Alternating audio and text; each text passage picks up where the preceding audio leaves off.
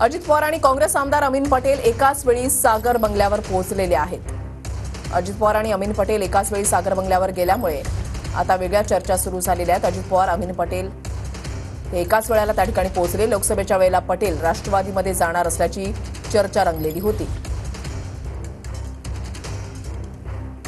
विनायक डावरू आमचे प्रतिनिधी या संदर्भातली अधिक माहिती देतील। विनायक।